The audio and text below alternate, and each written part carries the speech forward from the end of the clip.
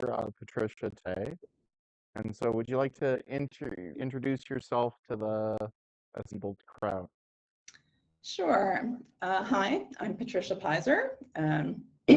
As you can see, I'm a professor of practice, which means I'm a professor because I did this professionally for a long time instead of I studied to do this. I've been professionally designing games for just over 36 years. Started with the first set of graphic text adventures, which were text adventures that had like silly little Amiga borders on them. So they were only barely graphic. And now I am teaching at IEEE's game program.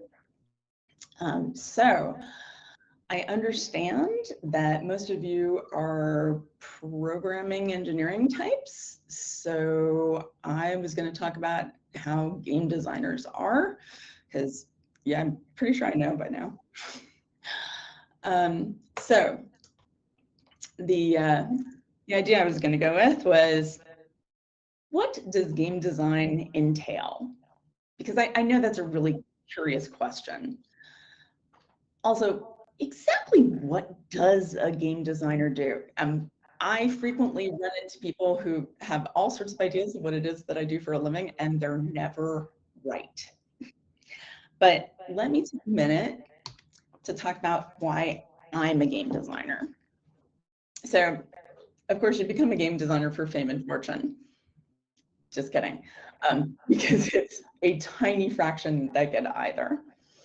Yeah. That's also why you become a professor, right? Is for fame and fortune. Indeed it is. Indeed it is. There are other elements that come into that, but yeah. So the next thing was that I was introduced to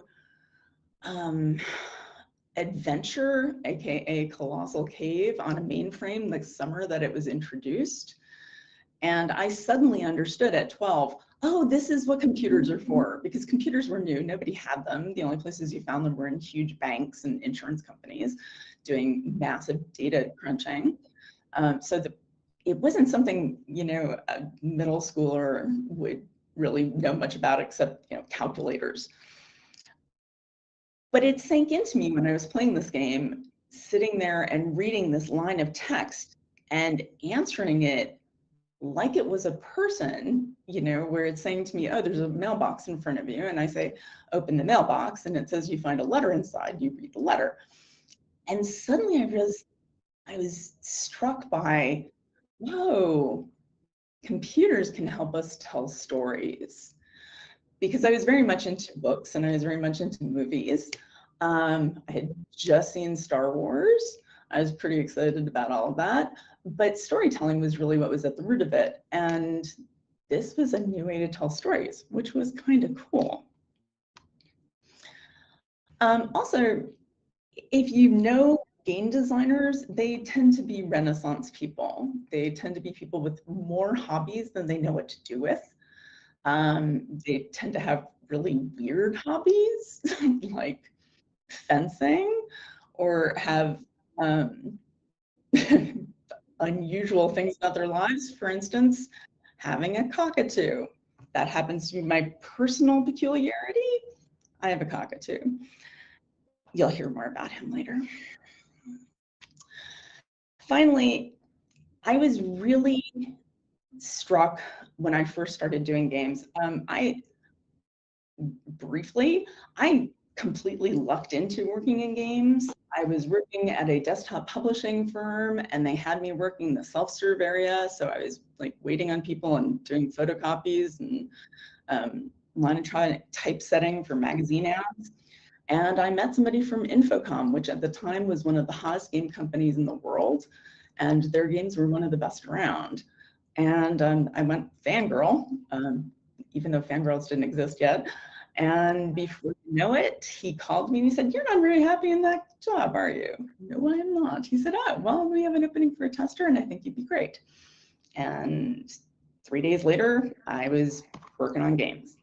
And I have never for one moment regretted making that decision, because it gave me an opportunity to start creating compelling experiences.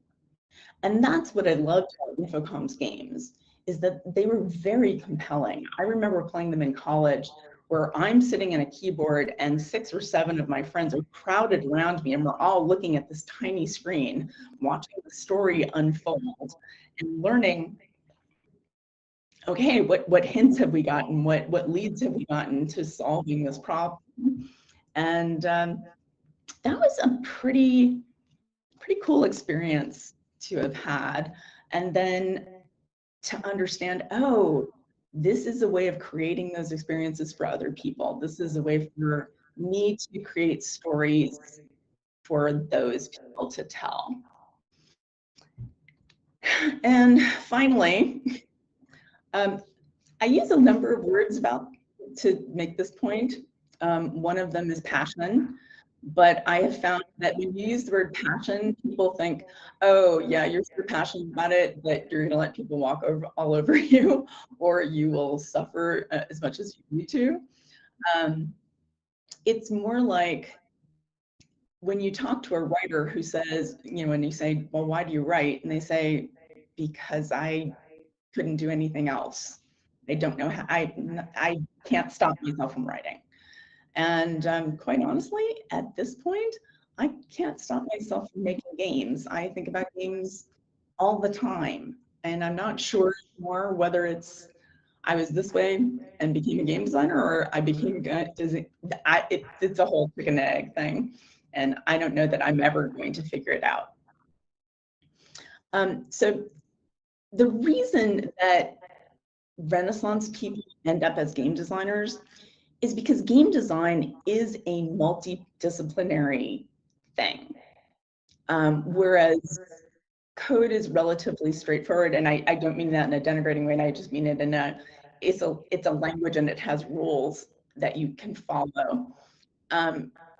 Design calls on so many things. If you're making a world, you need to know about anthropology, about biology, about geology, about architecture, about so many things, because it's about human communities.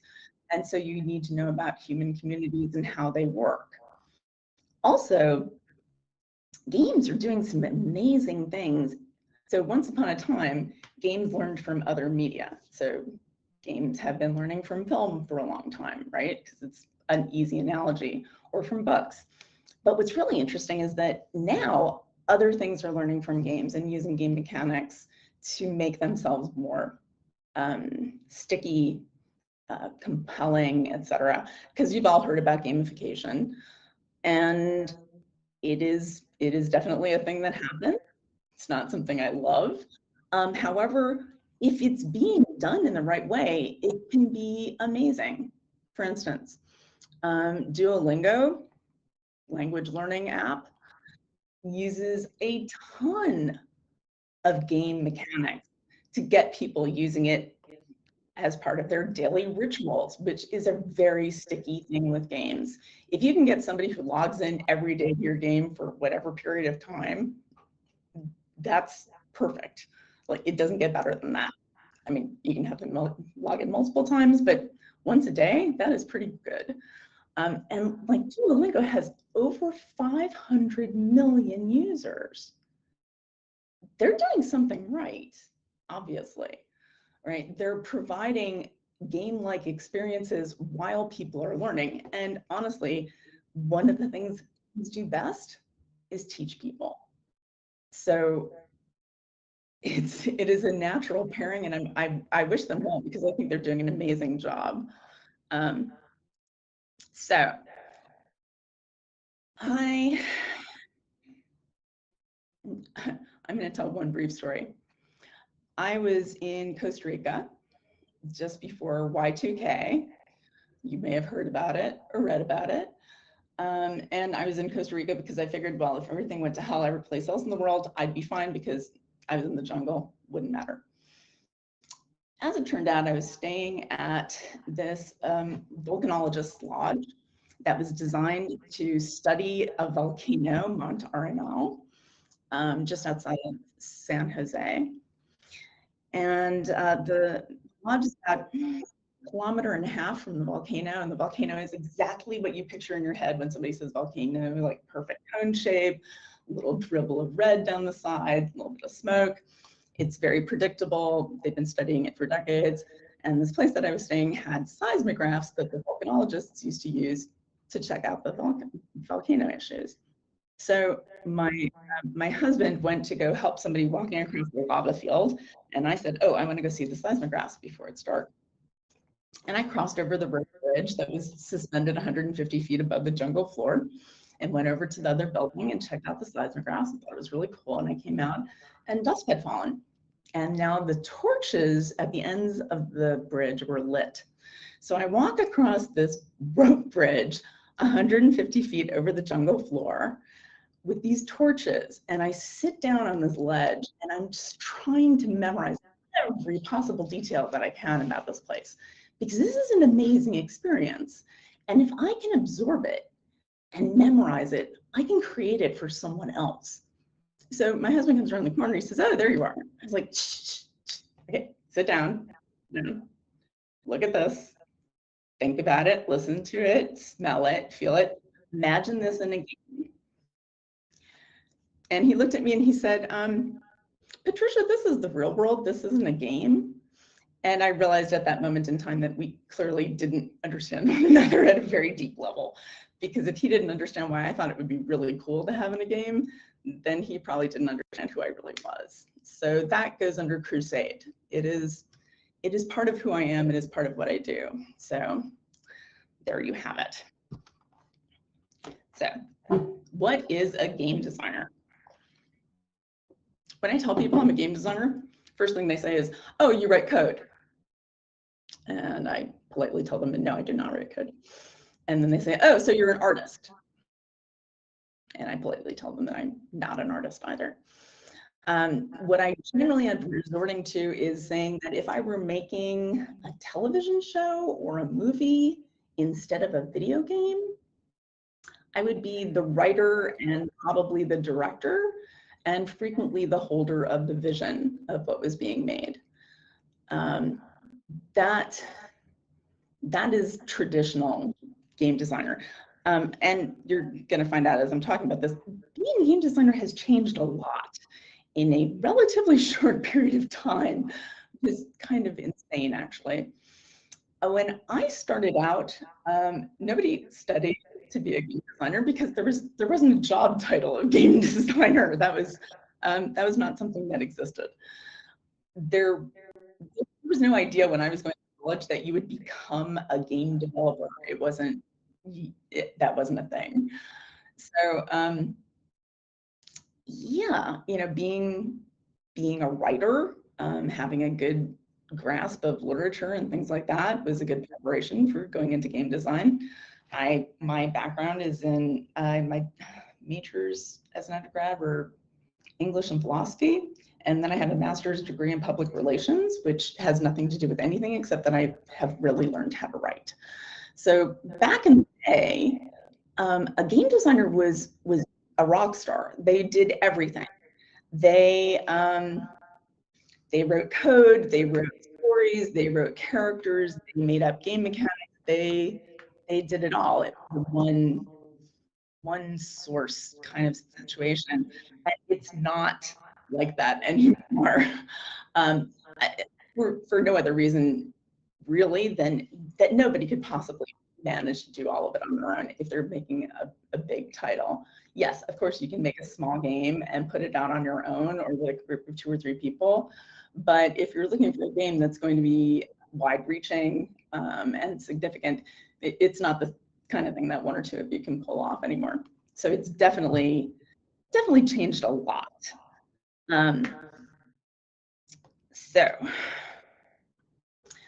let's talk about designer types.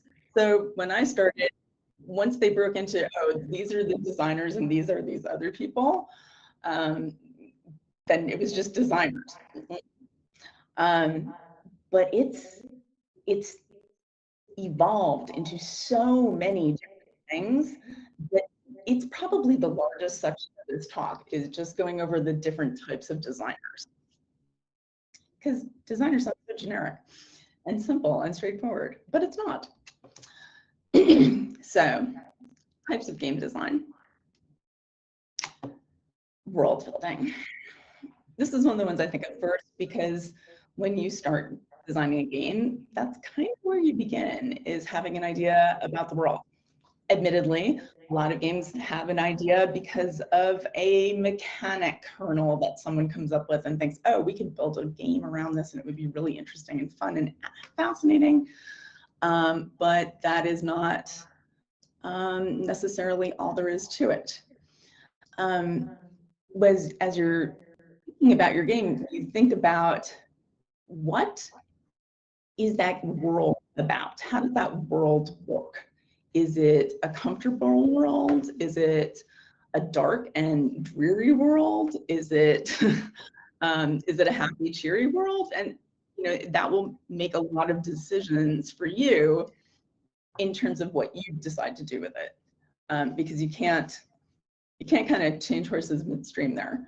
Once you've decided it's this kind of a world, it has to continue to be that kind of a world. So world building is a really important type of game design. It requires having what people call a 10,000 or a 30,000 foot view of things, that you're looking at it from way up high and trying to see as much of the whole thing as possible. So, underlying world building systems. I spend a lot of time talking about systems. Systems design is absolutely the heart of game design, in that you create systems that make the game do anything. So, for instance, crafting is a system, magic items are a system, combat is a system. There are, any game has dozens of systems. I have done a lot of my own work on social systems, mostly because I was involved with MMOs when they were still very new, and we were trying to figure out how to make people behave in large groups without turning into mobs, because that is something that happens. So I spent a lot of time looking at the kinds of things that you do in games that create tighter knit social fabric with other players. So for instance, when I was working on Asheron's Call, we had a system where you could make food, that you could eat or whatever. And there were buildings that were unoccupied that could be used for something. And, players would make catering services, and other players would have weddings, and they would show up at the weddings with the catering service and serve food, which is really weird because it's all digital. Okay, it was weird 20 some odd years ago. Now it seems much more normal, but at the time it was really very strange. But those players found ways of using those underlying systems to do things we never planned on, right? We never planned on people having a catering service because we made it possible for you to make food items. That was never the plan. And that is an interesting thing about systems. If you create a good system, you can continue to generate extra content and extra material for your players to be going through, because players go through content like popcorn. I mean, like it's ridiculous. And unless you have really good systems in place that make it easy to introduce new content, you're going to be chasing it for a long time. Mechanics. I broke this out because there are some aspects of it that I think are different from other types of design. So mechanics could have to do with the physics in the world. Maybe, you're set on a different planet and the friction is different, the gravity is different, any number of things are different. Those will all come into mechanics. But also the mechanics of things like how you do combat, how you do any number of things. The mechanics of the game are the things that make it actually physically run in the world. So can a character swim in your world? That's part of the mechanics. It's it's also an underlying system, but it's one of those places where mechanics and system overlap. And by the way, if anybody has any questions as I'm going through this, please feel free to let me know. I'm more than happy to pause and handle that. Yeah, if you just want to raise your hand, I'll come around with the microphone too, so it makes sure that it's on the stream. Cool, thank you. Oh, we do have a question, yeah. Okay.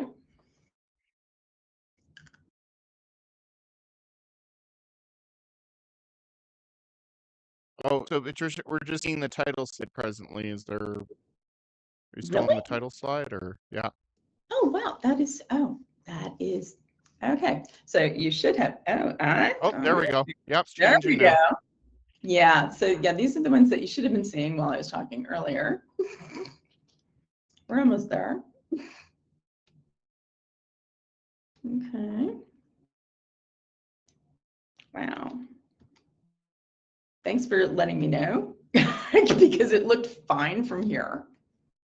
Okay. One more. We have one. There we go. That should be the right one. Yes. Okay. All right. Anything else or just the wrong slides? I think there was just the question of slides. Yeah. Okay, cool. Great. All right, so mechanics. Yeah, sorry you missed out on my great photos for the other slides. Okay, so after mechanics, I threw out level design, and I put this as its own thing because level design is very different than any other kind of design. If you were the kind of person who liked to sit in study hall or wherever with graph paper or, God help you, hex paper, and make little mazes and dungeons and so on for campaigns you were in or that you wanted to be in, or just because you were bored and this was the thing you liked doing, then level design might be a perfect spot for you. It's understanding how to ramp up a level so that it's not too hard to start with, but it's hard enough to start with. It's about making sure that the levels advance in a reasonable fashion. Maybe you want to have them like cut you some slack on a certain, like every fourth level is a little bit easier because you're trying to make them feel a little bit better about themselves and motivate them more for better play. There are a lot of details to level design that people don't appreciate because it seems so straightforward. I mean, it seems like, oh, well, as long as I can make a set of platforms for this character to go from, then I get level design. And it's really much, much more complicated than that, fortunately. Content. So I touched on content earlier because I happen to like designing content, creating quests, creating things in the world, creating houses and towns. You know, depending on where you are, you will be using very different tools, or the designer that you're working with will be using different tools. Some of them will be things like Unreal or Unity, where they're placing stuff themselves, or a house-built scripting language, where, again, they might be using a drag and drop kind of interface to be creating levels. So for instance, when I was at Disney and I was working on Toontown, I created a new set of, a new neighborhood that had different streets attached to it. And I was using a basically drag and drop kind of a scripting language to create those streets and storefronts and name them and put characters in them and so on and so forth. And that's all content, right? When I was doing Asheron's Call, I designed a quest where this local poetess left her book of haiku someplace, and could go recover it and give it to her. The interesting thing about that was that the book of haiku ended up being coveted far more than the paltry reward that you got for it. So nobody ever turned them in, which I thought was kind of funny. Players will do the most interesting things with your stuff that you just never expected them to do. Emergent behaviors is probably the most interesting thing about large player populations. All right, map design. So I know that sounds a lot like level design or world building. It is in fact slightly different. There are multiple types of maps. There are, if you might have a little window up on your screen in a corner that shows you where you are in the map of the world, or where you are in the map of the building that you're in, or whatever localized map that is. And then there are the overall map of how you get from one part of the world to the other. That's where it kind of overlaps with world building a little bit. And then there's part of it that's really similar to making mazes in study hall is, do you enjoy doing that kind of thing? And I find that designers tend to gravitate towards the things that they enjoy doing, which all things said and done is a great thing, because it's much better to be doing something you enjoy than something you do not enjoy. Trust me on that one. All right. So this is an interesting one. Narrative. Or you could call it game writing. I tend to go with narrative, mostly because these games end up becoming stories. So when I was working on Uru, which was Mist Online, there was a study that I did, and I had players sitting at a computer playing through, learning it for the first time, and I had a camera like on their hands and a camera on their faces, and I could see what was on their screens, blah, blah, blah, blah, blah. So these players were had someone in the room to kind of ask them questions if they got very quiet for a while, to prompt them to talk about what they were experiencing, what they perceived to be the situation. And the thing that fascinated me was that at the beginning, they talked about, oh, she is doing X or Y, as they were talking about the avatar. So the avatar is separate from them, which is really interesting, right? So they'd keep going, and then it would be, we just did this. And eventually, the player started saying, I did this. So that process from something that is completely other to something that is then internalized completely, where you have a sense of affordance and agency, is really interesting. And admittedly, that's about avatars, not particularly about narrative, but it does speak to, it's no longer a story about that character on that screen. It's a story about me. I'm doing these things. And if your narrative in the game is effective and efficient, a player internalizes it and makes it part of their own story. So they don't say, oh, I played this game and that party did X, Y, or Z. It's always, we played together and we had this tremendous experience. We had this adventure, and a bunch of us died. We had to go back and get our corpses, and blah, blah, blah, blah, blah. But those are player stories, which is really something pretty cool. The fact that they're not somebody else's stories anymore. They're their stories. And for a player, that's fabulous. Getting a player inside a player's head that way, and I know that's a really negative way of saying it, but I don't have a really good way of saying it, but understanding a player's perspective enough to help provide them with the best experience is part of narrative. So what else do we have? The user interface. Have you ever dealt with a bad user interface? I'm pretty sure you have. And I wouldn't be surprised if it really stood out in your memory. Like, does anybody have a horrible, horrible interface story? All right. I think personally the one that I think of is the old design. Uh, it is like Port Royale 2, where it's just completely it's impossible to almost see what is happening on in that game. You have a good point. So when I started at Infocom, they were redoing the parser, and a parser is something that takes natural language and processes it into something that the code can understand and take action from. All right, so the parser was one of the things that Infocom was known for, because when you were playing, it handled most anything that you gave it. Occasionally, it would give you a kind of a nonsense answer like, nothing happens, or I don't understand you.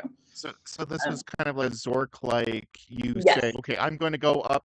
See, I'm still old enough that I remember that, but maybe people wouldn't know about these types of interfaces when they were just expert systems. So right, right, yeah, yeah. Old school games, you know, so I mean, there was a split at that point in time, like because Atari came out at the same time, so you had Pong. And then in this kind of like hidden world where people had a lot of computers, like at MIT, you had things like interactive fiction happening. so So this is along the line of you type in an interface like go left, go east, pick up thing, and then it tried to do that as much as it could. exactly, exactly. In fact, I worked on the last Zork Zero, Okay, yeah. and that's where I started. I'm every once in a while I just pause and remember that not everybody's tried anything with less than a GUI. Yeah, yeah, it's yeah, it's funny. So we were walking down the hall. I was with Steve Moratsky, who is a pretty well-known game designer, and we saw Stu Galley, who was another of the MIT crowd, very, very smart man. And he was rewriting the parser. And Steve said to him, "Hey, how's the new parser looking?" And Stu paused a moment and he said, "It's so good, you don't even know it's there." Now, I had been making games for about a month. And I heard this and it changed everything I thought about games, because I thought to myself, that is the holy grail. Like, if your game is perfect, no one notices the interface at all. Like, they don't rave about it because it's almost invisible. It's so intuitive, it's so natural that you just take to it like a duck to water. So that's what I aim for. User interface has come a long, long way since then. I mean, right then, you pretty much, you had a C prompt or a caret prompt. There was not much to work with. And I have made monochrome games because, yeah, sometimes you had to do that. So It's weird because we've also come full circle now with these chat GPT games where you're going back to having the parser going into large language model and that narrative game is starting to come back. yeah, yeah, absolutely. Which is a really interesting use of AI. I go back and forth about AI for a lot of reasons, but that is a really interesting application. Yeah, I don't know. Because of who I am, I tend to get caught up into moral qualms about different things, which makes it much harder to make games. I mean, They've put up with me for the last week talking about this sort of stuff, so don't worry, you're not the only one.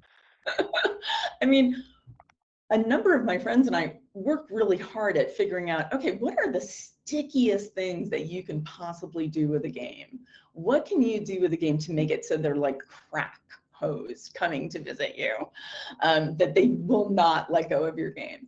And we know how to do that, but we don't want to.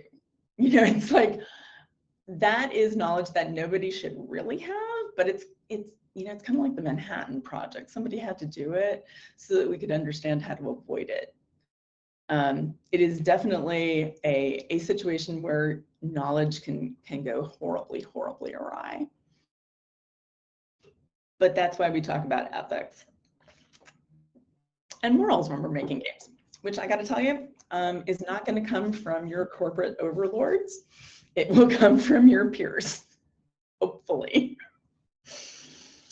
However, we are not done with the types of game design because there are so freaking many of them now. User experience. So it used to be just, oh, here's a place where somebody can input something into the machine. I've made amber screen interfaces where the only thing I could do was like reverse the background to all amber with blacked out letters. I mean, that's sad user interface. Or underlined, bolded. Ooh, super fancy. So now user interface is obviously far, far more sophisticated than it used to be, but also user experience. And I find it really interesting that it took this long for user experience to kind of emerge as its own area of study. Because when I started with games, I came in as a player. Like, I had been very much a lover of playing these games. And the reason I was happy to test them was because I loved playing them. So I thought a lot about the user experience, because if I wasn't having fun, well, whoever was going to play this game wasn't having fun. And if I did something interesting, I should be rewarded for that. And actually, because most of you guys have no experience with this type of game, I'm going to throw a little something out there for you. So in these games, you would have any number of objects and any number of puzzles that you had to solve. For instance, one was a maze. This is very well known from Zork, and is a twisty maze of passages all alike. And you would use a bunch of these objects that you'd collected to mark out places in the maze, so you could figure out, oh, if I go left here, it does this. So you could map it out and escape it, right? So there's a bunch of stuff in the world, right? But is that, what is that in terms of user experience? Well, if I have object A and object C, there should be something that happens when I try to put them together in some interesting way. You know, is it a platypus in a teacup? If I put the platypus in the teacup, does something interesting happen? And what we called those back then was and actually they're still called this today, is interesting failure states. So if a player tries something and they can't do it, what do they get out of it? Does it just fail? Because that kind of sucks. Like, as a player, if I try something, it should at least be entertaining, right? And that's what interesting failure states are about. It's about, yes, you lost, but you lost and it was kind of fun. So you maybe laugh about it and go back to your save and go from there. So the user experience is the challenge of always putting yourself into the player's seat. The other thing about this that I have to say, InfoComm was known for having impossibly hard games, like impossibly hard. In fact, they invented something called Invisiclues. So you could buy a booklet that came with a thing like a highlighter pen, but it acted like lemon juice and heating it up. So it would reveal hidden things, and you might get like up to 10 clues for a puzzle. And the first one would be like super, super tiny nudge. And number 10 would be pretty much telling you how to do whatever it is you were trying to do. And the objective there was that, okay, you didn't want the whole answer. You just wanted like a little bit of an answer because you still wanted the challenge. People were crazy about proving themselves by winning InfoComm games.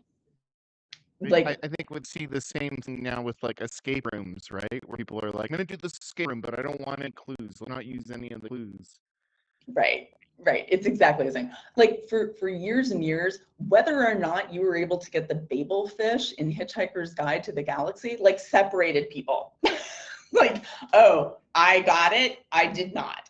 And the thing I learned about this, though, was that if you make your games that hard, you don't really respect your player. You're just proving to your player that you're smarter than they are. And quite frankly, I don't think that's sporting.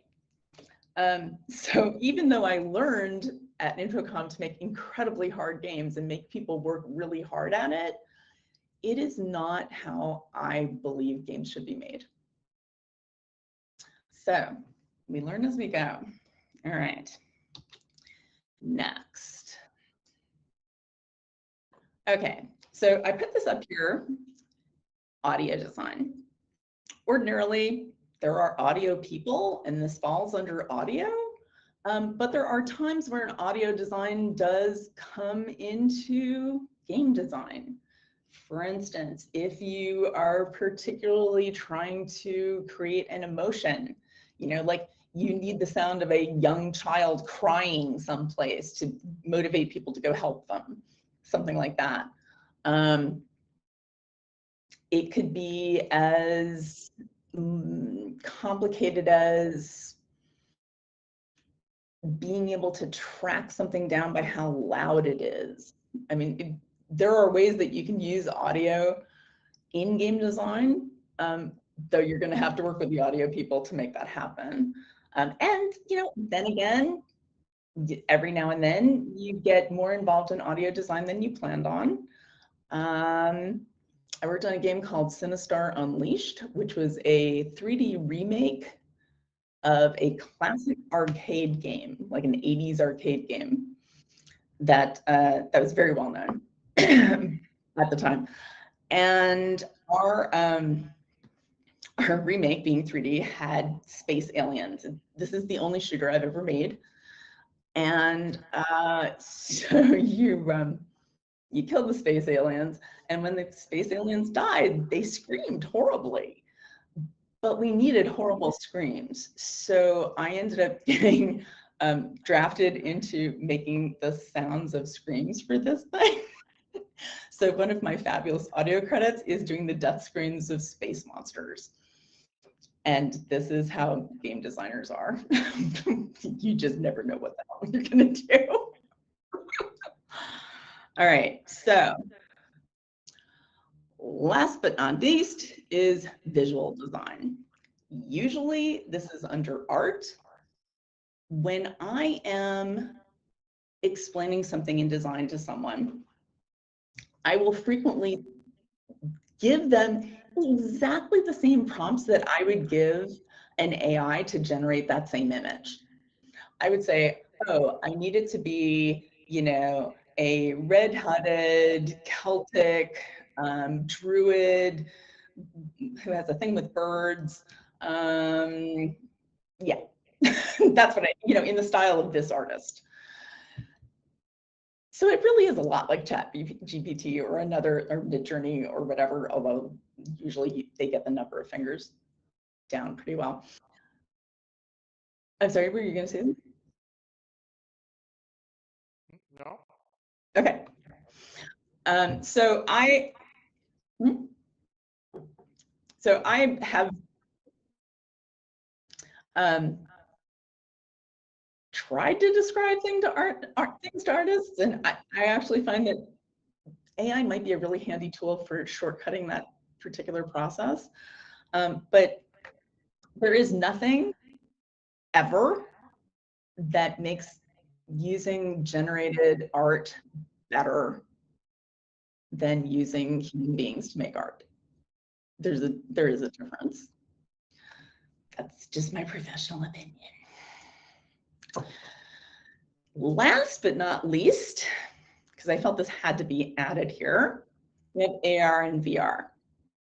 I've also made an ARG, which doesn't fit into any category anywhere because it's such a weird thing. But if you're interested in them, look them up. It is the craziest kind of game you can possibly work on because it's not only online, it's also in the real world, and it's timed and players affected. It is insane. So let's avoid talking about that, and instead let's talk about AR and VR. So these are really interesting added vectors of doing design, because now you're thinking about the world in a different way. You're not thinking about a 2D screen in front of you or the 3D world that you've created that's still on a flat screen in front of you. You're thinking about people who have a spatial element, right? So you not only have to think about the Y and Z axis on a screen, but you have to think about the Y and Z axes in the room, as well as X, Y, and Z. Yeah, you have to think about all three of them, and keep a player in place when they're doing something where they're not necessarily really experiencing what is around them. So that's a huge set of complexities added onto design. And I think it's a really interesting problem space. It will be very interesting to see how this pans out over the next couple of years, because we're still going through the growing pains, I think, with VR, where there are a lot of different systems and they're kind of battling it out and people are trying different things. And I think we'll see a lot of really cool things come out of this, but I think it's going to require some rethinking of how we do design for our players. So now that I've discussed what I consider the kinds of design, I'm going to talk about something that's kind of like design, but so mind-blowing. So, user-generated content. If you have created a game where you let your users generate content, just remember, there are thousands of them. There are tens of thousands of them. Sometimes there are hundreds of thousands of them. And keeping on top of their content is really hard. And left to their own devices, there is a lot of really questionable content that's generated. So I do a lot of work with generative content, like creating most procedural content generation, and we set a term called PTP, which is time to a certain piece of an anatomy. How quickly in a generator can you get to phallus, we'll call it, for the sake of the stream, and not get kicked off YouTube? All I can say is this particular thing always goes to the bottom of the pool. Every time I've ever seen it, that's where it goes. And without upsetting anyone's sensibilities, I'm still thinking about the reign of penises in Second Life during a big gathering of people, because somebody thought that would be funny. And it's just, yeah, left to their own devices, people will do almost anything that they can think of. So just proceed with caution is my feeling about user-generated content. I mean, so it can be fabulous, right? So if you're for creating mods, for instance, that's fabulous. If you have a situation where people can create mods and make your game more accessible or more interesting or more diverse, fabulous. That's great stuff. Like, definitely be all over that. Just, remember that when you let people play in the sandbox, they will do things that are not acceptable. And be prepared for that, because it's not a nice way to get surprised. I'll tell you from experience. So, all right, now that we've talked about the jobs that they serve, let's talk about what else game designers do. I play games a lot. A lot of my friends give me shit over it, but they're friends who do not understand how much playing games for me is like watching movies for a film critic. It is very rare that I get to enjoy games anymore, which is really sad.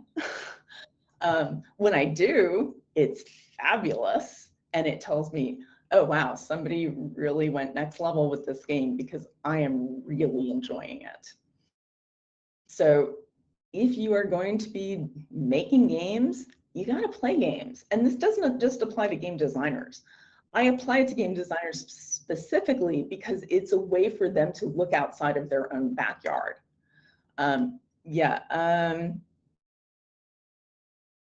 Wizard of Oz notwithstanding, you need to get out of your own backyard. You need to go into other people's backyards and see how they're doing things and try different things. Try things that you don't like games you don't like. You never know what you're going to learn from them. because there are a million things to be learned from other people's games, and it never stops. So when I am working on games and I'm trying to figure something out, I have a series of things that I do that qualify as game design. And I will guarantee you that virtually all of them have been looked at by my colleagues, and they assumed I was doing nothing whatsoever. So I usually have a bookshelf of books that are things like books about art, books about shells from all over the world, books about wildflowers, books about birds, things with all different types of visual stimulation. I will go for a walk. I will go to a museum. I will read a book if that book is pertinent to what I'm studying. So one of the things that game designers do is they do deep dives into matters. So if I need to learn a whole hell of a lot about the Titanic, I'm going to read a bunch of books about the Titanic. One of the things that is really amazing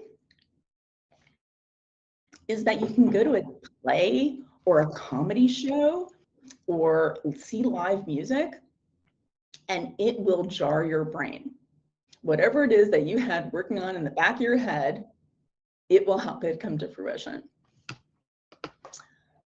Watch a movie. Take a shower. I literally keep washable markers in my shower so that I can write down shower ideas. Because we found scientifically that when you're not actively working on a problem, the back of your brain is still working on it. And when your brain is relaxed and not ultra focused on what it's doing, those things come out and those great ideas come out, which is kind of cool. So whatever it takes to do it, seriously, I keep chalk in my car and I play hopscotch occasionally. I mean, I usually try to find children to play with, but things like that are great to do. You know, lie on your back and watch the clouds for a while. Sometimes you have to get out of your office and just go get air and do things like that, because that's how you feed this thing. Like, your brain needs an enormous amount of material to consume to stay fresh and to keep generating more stuff. This really struck me seeing might have been a Far Side cartoon years ago, where there's a bunch of cows out in the field and there's a pointy-haired boss with his clipboard, and he's standing there and he's shouting, "Produce, produce." And these cows are just, you know, munching on grass and hanging out in the field because they're producing. That's exactly what they're doing. It doesn't look like they're making milk, but they're making milk. It's just how they do it. So, like, remember to, like, not think that these people are just screwing around. They're actually working for the most part. There are people who just screw around, but I'm not talking about them. All right, so for me, there were 3 big factors in what I've chosen to do with my career. In 36 years, I have done pretty much everything since I started with Text Adventures, and have, yeah, and I'm still going. And I found that for me, innovation was really, really important. So graphic adventures, when graphic adventures became possible, that was when I got back into playing games again, or making games again, where I had taken a brief hiatus. Watching MMOs come of age and start emerging. I worked on the 3rd commercially successful MMO. Asheron's Call came out about 6 months after EverQuest. And even though EverQuest was more popular, the thing about Asheron's Call was that it was more than 50% women playing it, which I guarantee you there are no other MMOs that fall into that category. Certainly there weren't at that time. Part of why we had so many female players was that, unlike EverQuest that went for chainmail bikinis, Our armor actually looked like armor. It looked like it would clothe you and protect your vital organs and things like that. And a lot of our female players really appreciated the fact that we cared about that, and that that wasn't like what the game was about, that we were caring about it being reasonable. So I'm going to circle back to creating compelling experiences. So, and I'm going to bring this up again because I find it very disturbing. When I started out making MMOs, it occurred to me that large groups of people left to their own devices generally don't do great things. They tend to do troublesome things, usually. And I wanted to safeguard against that. So I spent a lot of time studying how people behaved in games, how you could control that, and what could be done to safeguard players and players' experiences. So that if players wanted to have one particular type of experience, that they could have that and not ruin other people's experiences at the same time. So that everybody had compelling experiences regardless of what it was that you're looking for. The thing was that, and the thing of it is, virtually everything can just be turned on its head and used used for evil. So, you know, I just can encourage people to be moral. Finally, the thing that has driven me more than anything has been working with great teams. I was extremely fortunate at starting at Infocom, because Infocom was top of its game. They were fabulous. Everybody knew who they were, and they were really smart people.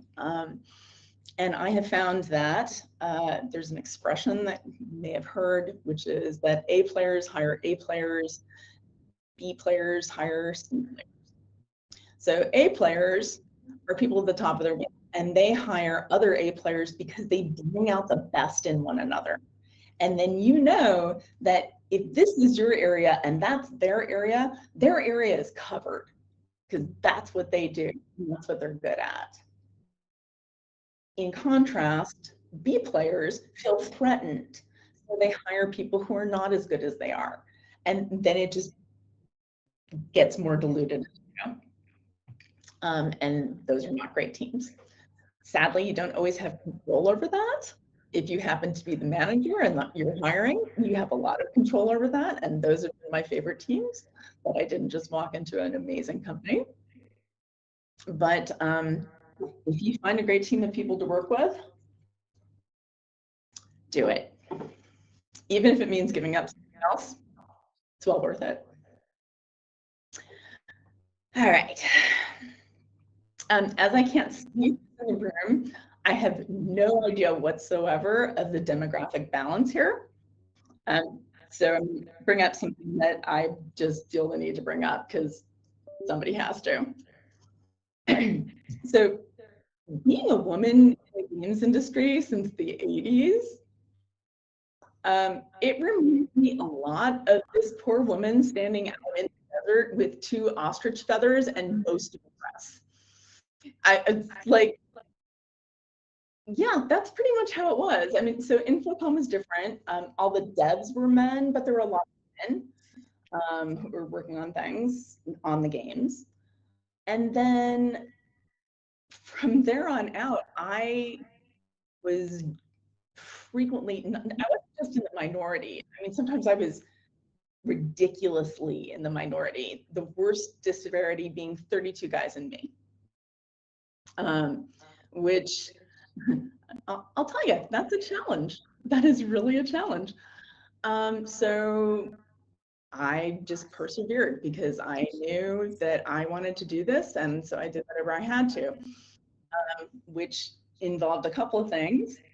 One is being the cool girl and being one of the guys, which means that if somebody told a raunchy joke, I would tell a raunchier one, because if I didn't have a sense of humor. And at the end of the day, when everybody was playing whatever the shoot 'em up of the day was, I would have to play because I was accused of not being a real gamer otherwise. It's like, really, like how far do I have to go to prove to you that I'm really this person? It's it's it is tragic to me that anybody had to go through that. And I can only say that I really sincerely hope that having gone through that, fewer women will have to do it in the future.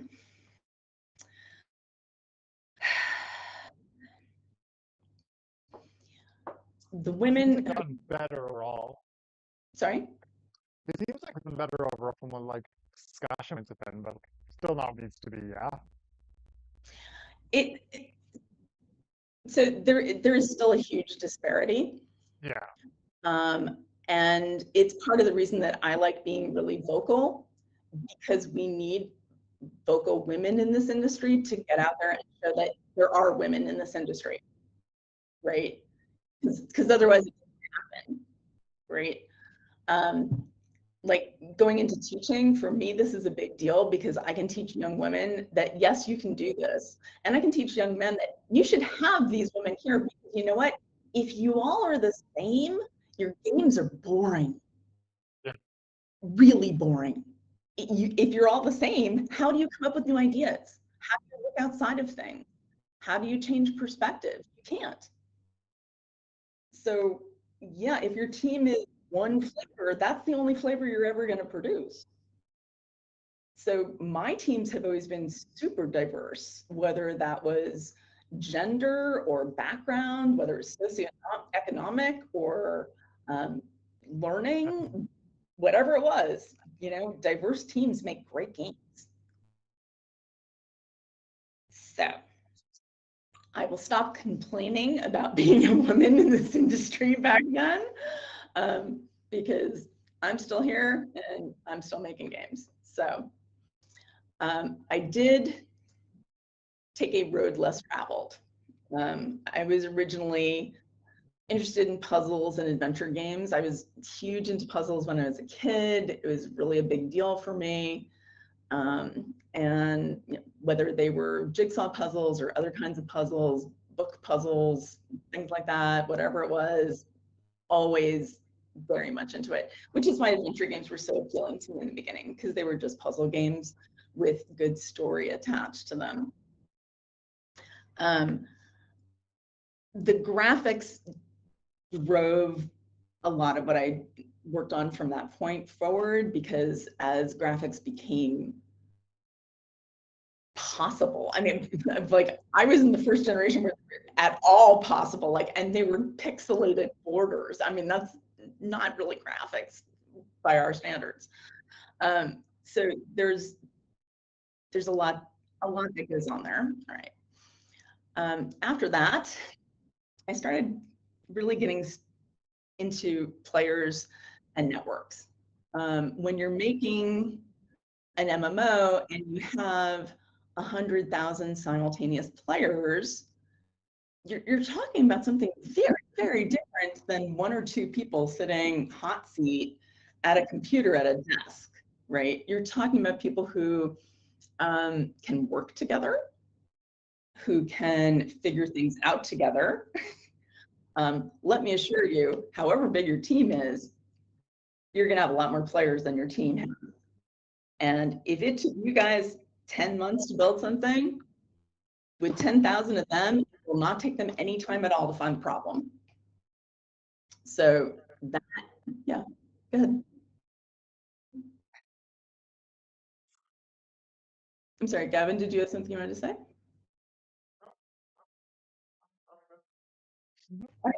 Okay. All right. So networks. So I started studying networks because they are a very important part of MMOs. And when I was studying networks, I actually ended up working with the Annenberg School of Communication. They're based in LA. And I was working with them on, so a book came out of it called Network Communication Theory by Peter Monge, and they were trying to study the emergence of networks, but usually a network emerges organically, right? Because it's a town, and that town is part of a county, and that county is part of a state. And those relationships are all based on natural geometric progression across geography, right? So people, each other's churches meet each other, blah, blah, blah.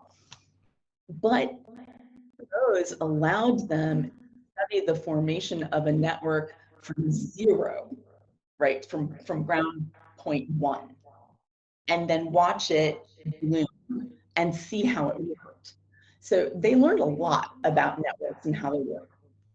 The two things that ended up being most important for me in my work and for work in online worlds have to do with player nodes.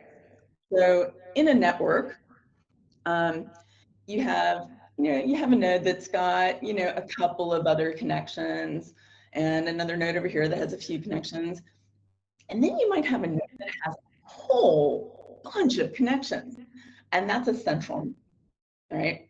So those central nodes, when you hook them up, it strengthens the fabric of the society. All right. So if you have a weak network where people aren't really engaging with one another or sticking together or creating a community, you can cause ways for those people to hook up to make it stronger. The flip side of that is that when you have a problem population, like a group of griefers, for instance, you find the central node there and you just remove them, and the network falls apart completely. It's actually the exact same science that they use with terrorist cells. Works exactly the same way, which is kind of weird and kind of cool, kind of interesting. And it's a little surprising to me that I was part of studying that, but it was cool. So finally, in terms of my work, I have tended to be attracted to the innovative and the quirky. I have done a lot of very strange things, like preparing a museum exhibition about games, things like that. But you don't really expect, but they've been really interesting to do. Or like doing an ARG, really fun, really interesting, not something I expected to do. But the thing about quirky things, projects that interests me, is that you're trying something different. And that's much more exciting to me than doing the same thing that everybody else is doing. So with that said, I'm going to talk about research. So the vast majority of my career, I have worked for other people, which has its moments. Working for companies like Disney or Ubisoft or THQ or whoever, they definitely have their own moments. However, they do not provide you much opportunity to learn about other things aside from making what they want you to make. So I started my own research vectors. And the first one that I decided to do was to create a karma system so that your behaviors as measured by your utterances to other people, we kept track of all of it. And if you were polite, like if you said thank you please to someone who's giving you things and stuff like that, you'd get a really tiny bump in your odds of getting a roll.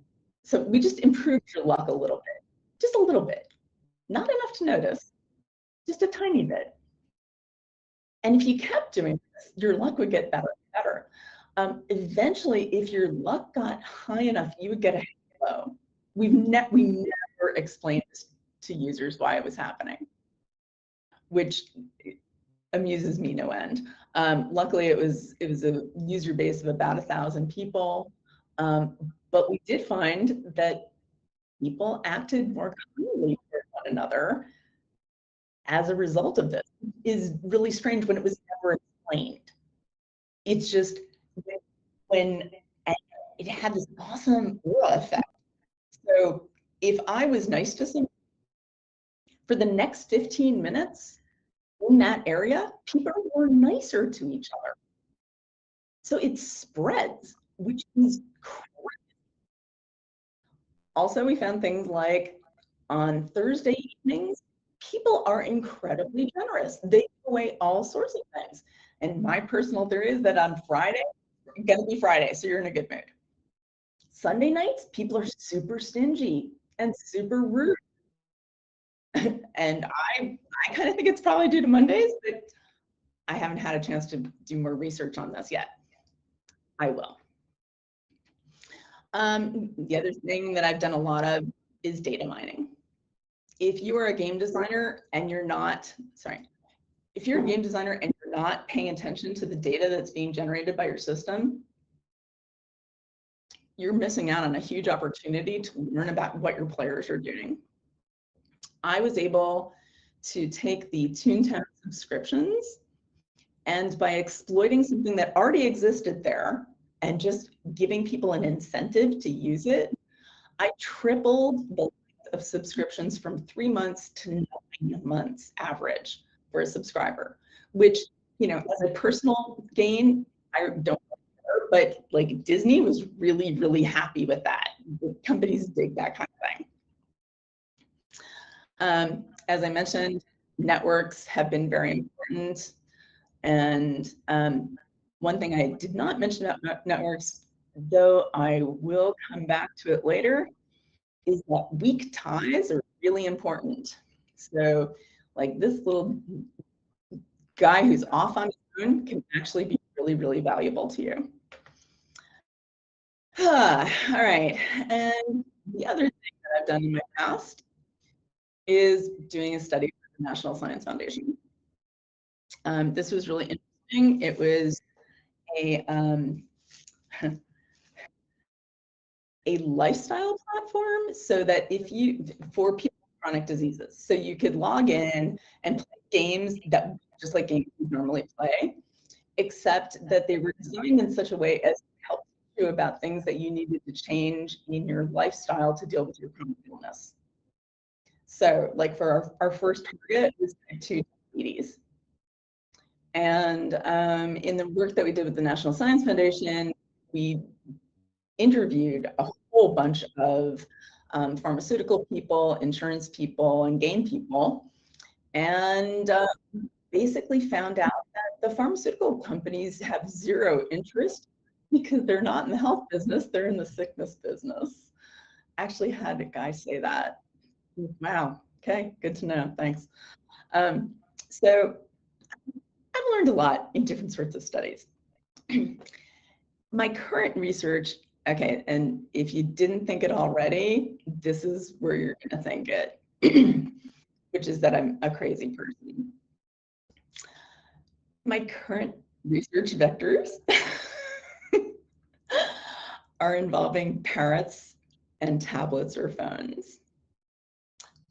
So, yes.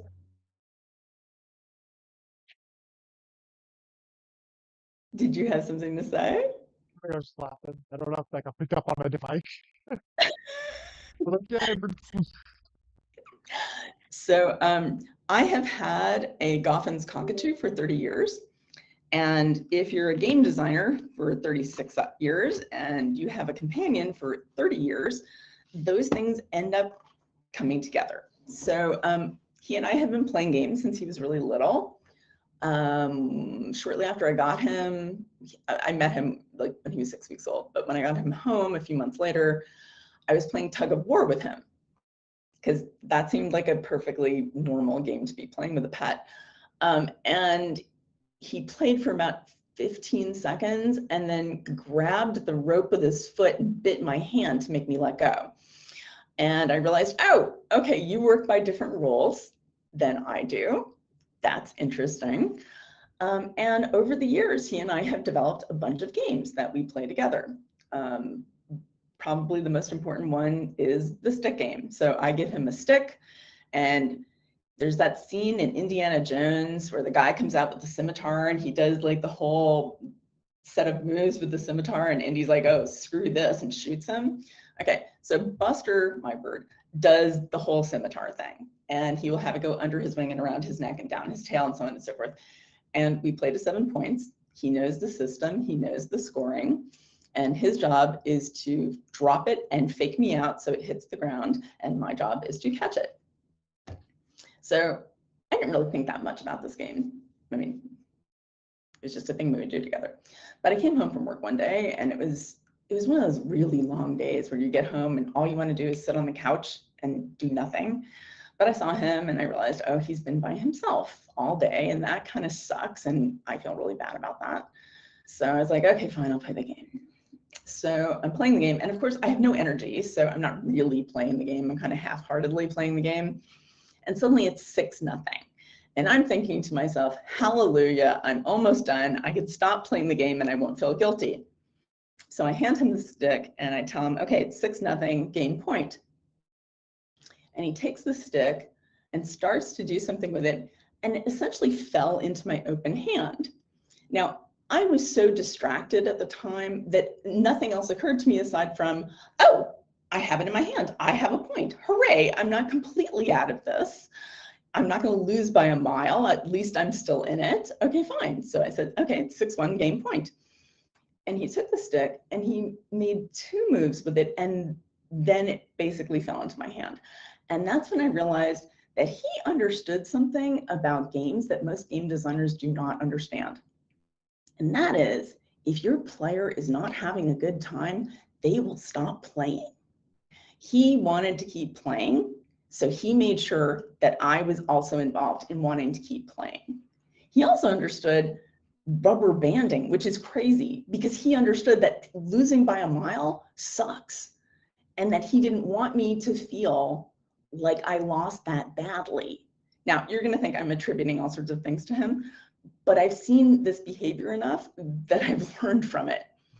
And so I have a business partner, and she and I now have 4 apps out on both app stores designed for parrots.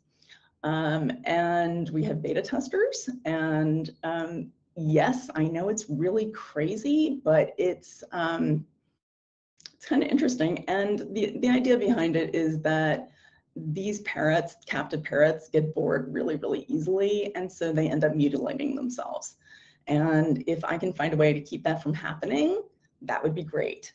And our beta testers are loving this.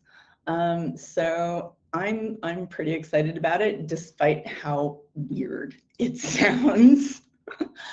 The other one that I'm very much interested in is pursuing making games for young women. There are all sorts of things that we've learned about positive psychology and cognitive therapy that could help young women who are playing games, who are also dealing with the kinds of issues that they're dealing with as young women. If you've ever known a 7 or 8-year-old girl, she's invincible. Like, they are invincible. They can do anything. If I had an army of girls ages 7 to 9, I could take over the world. Really, it's easy because they can do anything. And suddenly they turn 10 and they start getting all kinds of messages that make them stop believing that. And I truly believe that using positive psychology and pro-social gaming, we can get them to not do that and not be kind of handicapped out of the gate. So those are my 2 areas of passion currently. But let's talk about this. All right, I've been talking a lot about me and what I've done. And I know right now you're thinking, okay, so what does this mean for me? And I'm going to recommend that you create your network. So you've heard me talking about networks, and you've heard me talking about nodes. And you heard me mention weak ties. Weak ties are people who you're not very connected with, people who you met at a party, but you have each other's Facebook or Snapchat or Instagram or email or whatever. Somebody you've connected with in some way. You want to make friends and ask questions whenever you get the opportunity. If you go to GDC and work as a conference assistant or associate, I highly recommend that as a way to get to go to GDC pretty much free, because then you can meet a bunch of people and find out like who you click with, who you connect with, who you feel comfortable with, who you get introduced to. This is a really small field. I mean, you can say, oh, there's 100,000 people working there, whatever. But the industry itself is actually pretty small. So if you go by 6 degrees of separation, like 6 degrees of Kevin Bacon, the understanding was that there were no more than 6 degrees separating any 2 people on Earth, right? In the games industry, it's somewhere between 1.8 and 2.5, which is way, way fewer, which means if you piss somebody off or if you do something stupid and irresponsible, it will get around because people know one another. So you really want to make sure that you pay attention to that kind of thing. Also, connect with people outside your field. Just because somebody's in audio and you're not in audio does not mean that they are a useless connection. If you make a connection with somebody because you hit it off together and you communicate well, it doesn't really matter what they're doing, right? Because they will know other people. They will hear about jobs. They will help you get where you need to be. So, like, never turn that down. Okay. Now, that is who I am. And now I will open the floor up to questions, because I'm sure you have some. I hope you have some. Feel shy. This is when to make connections.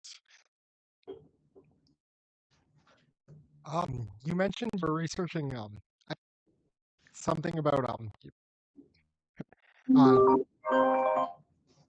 comparison tablets, right? Have you anything really exciting about that you found during that you would like to share?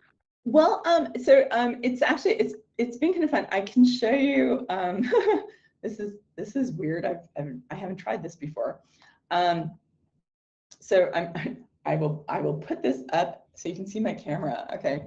So I'm going to be, for total disclosure here, teaching my bird to play this game required me putting almond butter on the screen and licking it off to show him to use his capacitive tongue instead of his non-capacitive beak. So yes, if you make games, you do stupid shit to make things happen. Just saying.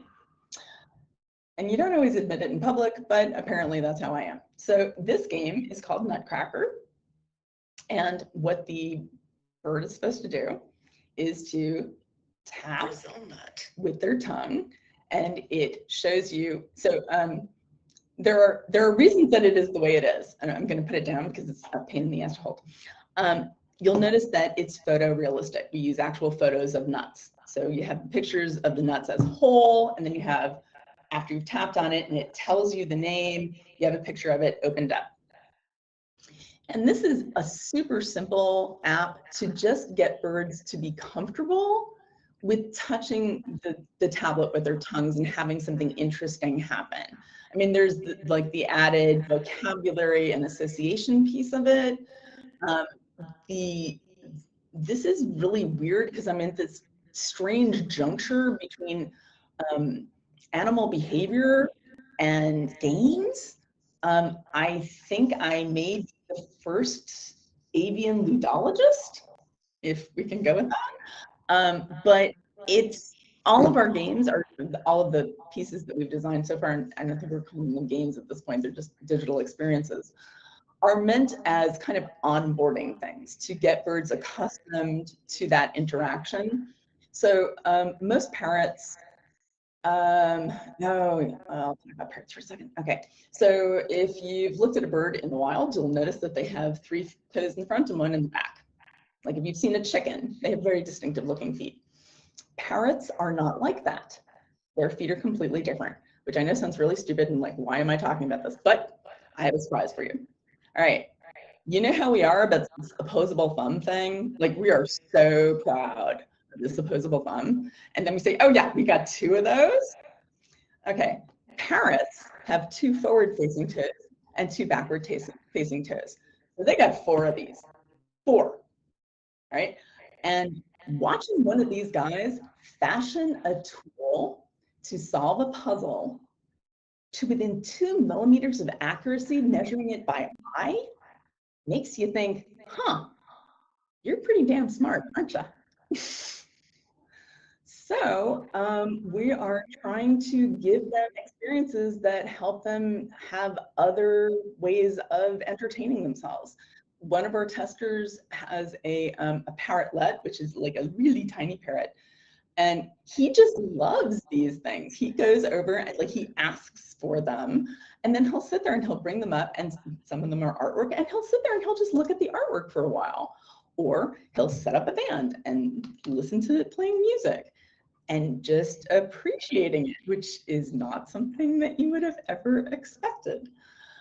So I don't know what's going to happen with it. You know, our idea is that eventually we'll have you know, a situation where you have your profile and your bird's profiles, and we recommend the kinds of games that they would like, depending on their personalities and their breeds and blah, blah, blah, blah, blah. But right now it's kind of like, well, let's see what happens with it. And we are the first ones out there. So it is kind of exciting to have done something that no one's done before. I mean, yeah, it's extremely niche, but it's interesting anyway. That sounds really cool. Thank you for answering. Is there any way I could like? Is there a space I could look for something to see, like updates on progress or any results or anything? Oh yeah, you can. So if you look up parrot concepts, you can find our apps, and we have a Facebook page, and we're going into other places. We have a Patreon, etc. And people are actually really excited about it, which is kind of fun because we saw that. I'm sure if you paid any attention, you've noticed that like people are really into foraging toys for their dogs and their cats, and like things that talk to them, and that they have to open compartments and so on and so forth. So that's been getting a lot of press, and people have been very familiar with that. Recently, there was a study reported on in the New York Times where there was an experiment done with parrots video calling each other and requesting to video call each other and interacting with tablets this way.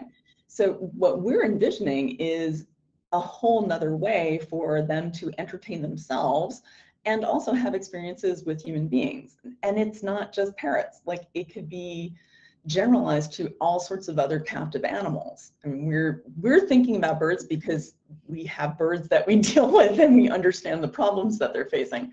But the whole idea is that any captive animal should be able to do something that they find entertaining of its own accord. Like for instance, my business partner and I, neither one of us have ever used food rewards in training our birds.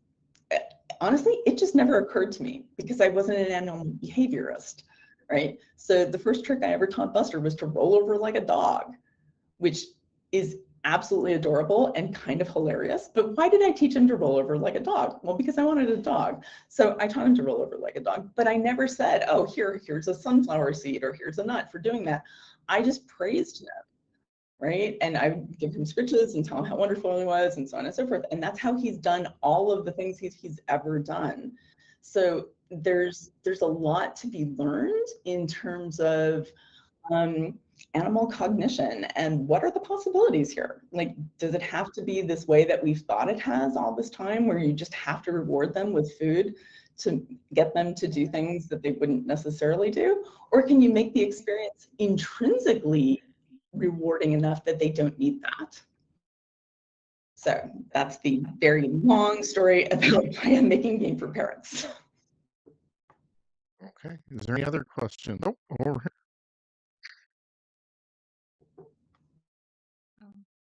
Hello, my name is Diana. I have a question. As an industry professional, do you have any game title in mind that you would call a good example of really the game design? Oh, wow, that's a hard question. There are many games out there who have fabulous game design. I will tell you about the one that I'm currently infatuated with. How's that sound?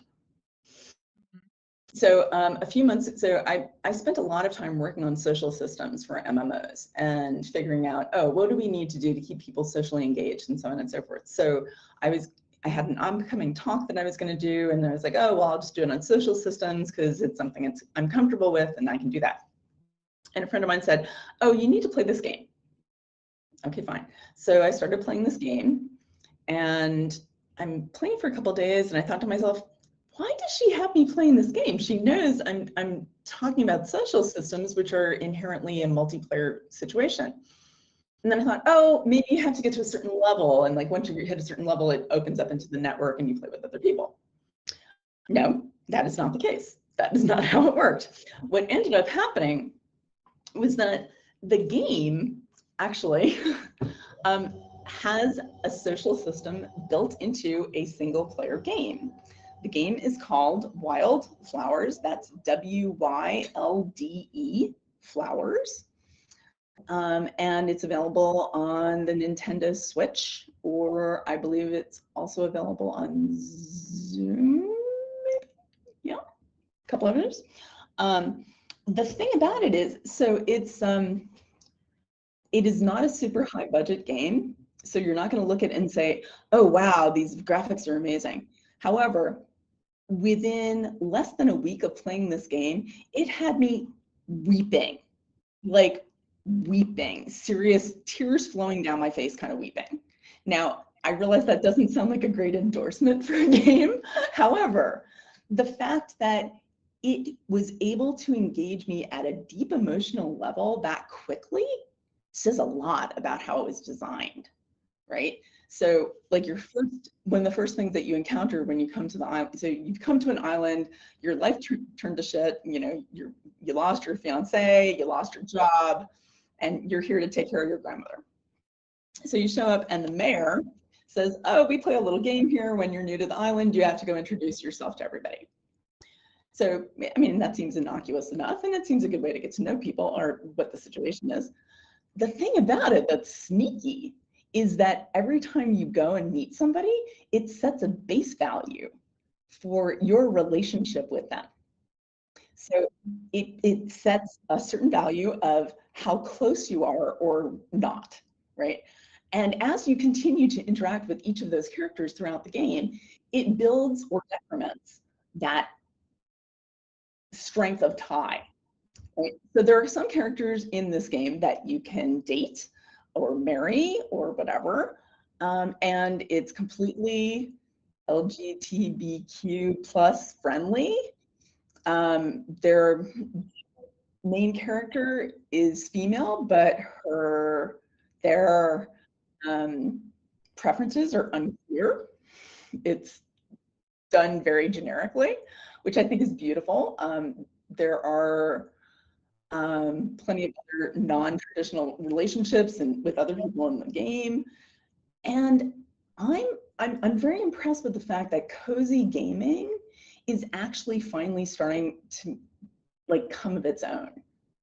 So some people call it pro-social gaming, cozy gaming, which is really interesting because it's actually rather subversive, right? Because we've been looking at games for the past, 20 years, where basically you shoot things, you kill things, you burn things, you mess things up, mostly. So games where you're being cooperative and helpful and building things is the weird is kind of subversion around there, really. So I find this really interesting. And I wrote a note to the gal who is the lead designer of Wildflowers, and told her that it actually made me change my lecture less than 2 weeks before I was delivering it. Like, I had this lecture pretty much written out, and I was playing this game. I was like, oh damn, I have to completely rethink everything I thought about how social systems work and start from scratch. And I'm still going to do the lecture on it. So that, I think that's an amazing game. So check it out. Other games totally turn things on their head. Portal. Portal is the classic example, because it took something that everybody took for granted, which is the first person shooter. We all know what it looks like. And it turned it completely on its head, right? It's a different kind of tool entirely. So that's cool. Let me think, what else? Yeah, I play a lot of games, so you never know what I'm really into, but that one is definitely my current favorite. See, thanks so much. Oh, you're welcome. Any other questions in the room? Well, this is Joseph. I'll put one in. So, Patricia, you talk a lot about like, what do you do on your off time in regards to this. What do you think it is about us game designers just having really weird hobbies? What is it that kind of, what are we seeking that out of it? Oh, that's an interesting question. So when I applied at IU this spring, this is a new position for me. I had to prepare a CV, which I had only prepared resumes before, and you take your time trying to make your resume as slim and thin as possible, so it's concise. And a CV is exactly the opposite of that. You put in every publication, every citation, every speaking engagement, blah, blah, blah, blah, blah. And at the bottom, because it had started with my resume as the template, there was, I'm now on page 14 and I'm looking at this. And it's hobbies and interests. And I look at it and I just script it right out and I typed in, you don't ask a game designer about their hobbies unless you want 2 more pages of CV. As it turns out, virtually everybody who I dealt with here not only read it, but remembered it, and many of them gave me shit about it. Or said, oh, I really admired that you ended it that way. So I do all kinds of things, mostly with my hands, because I find that making software, it's ephemeral, right? It's hard for me to find machines that I can play a game I made on, right? Unless I've actually reserved that machine in my private collection and have the discs for it. Yeah. I think a lot of it is we just get very bored very quickly, and so we'll create the new thing to mess around with. Oh yeah, I mean, it's constantly like, oh well, I quit a game the other day after playing for 3 years, which is funny because like I always have a whittling game. It's like a game that I play every day. I don't really care about it, but it bothers me if I don't play it. And it's like every now and then I just break up with it. It's like, oh, it's gone. Okay. But the fact that games are so intangible means that in my private time, I like cooking, I like gardening, I like knitting. Anything that I can be actually producing a thing makes me happy because it's so much different than what I do with my head.